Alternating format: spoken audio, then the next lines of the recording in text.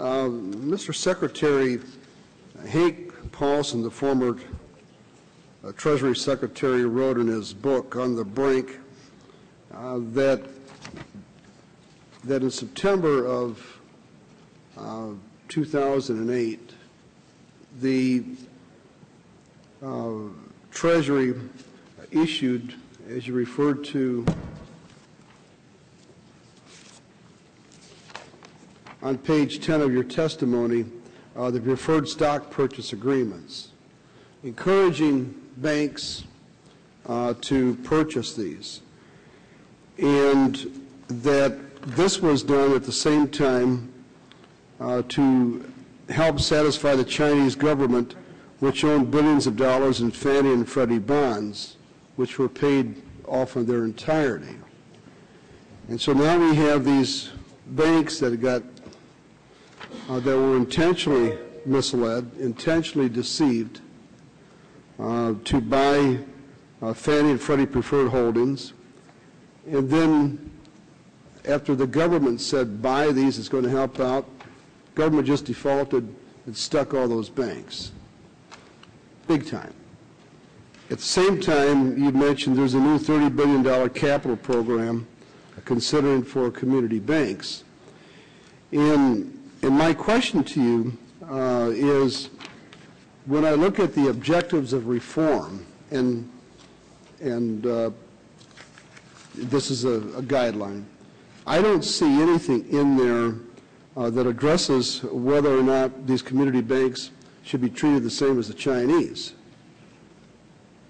and be made whole when they were intentionally misled by the U.S. government to buy these bonds that turned out to be worthless. Congressman, I cannot speak adequately to the judgments my predecessor made at that time. I can't. I understand. I'm asking you, do you have a solution for these banks that got stuck? Well, again, I think that one of the most powerful things we could do to help community banks get through the challenges still ahead is to put in place a capital facility that gives them the ability to come to the Treasury and apply for capital to support small business lending. I believe that would help make a big difference. Well, I understand that, but if they're made whole on their bonds, they're just getting back to, if they're made whole on their preferred stock purchases, then they're simply getting back the money they paid in the first place and don't have to worry about another exotic program coming from the federal government. Well, again, I understand those concerns, but small banks across the country face a lot of challenges, not just those who held Fannie and Freddie preferred stock, and that's one of the reasons why small businesses across the country are still having a hard time getting credit, and I think it is a... Well, that and the fact that the regulators have really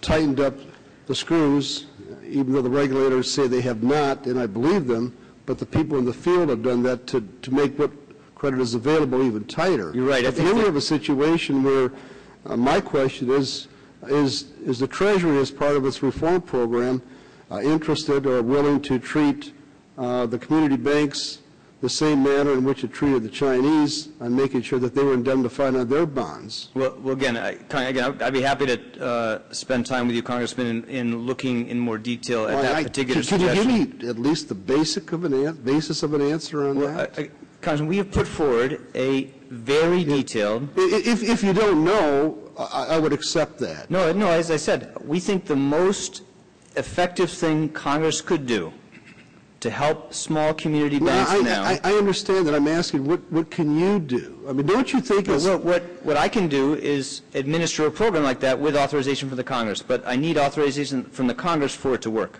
You need authorization. Would you need authorization in order to honor those preferred stock purchases? They were issued in September of 2008. I'd have to think about that and get back to you, but I have to get back to you about that. Okay, that's fair enough. Thank you.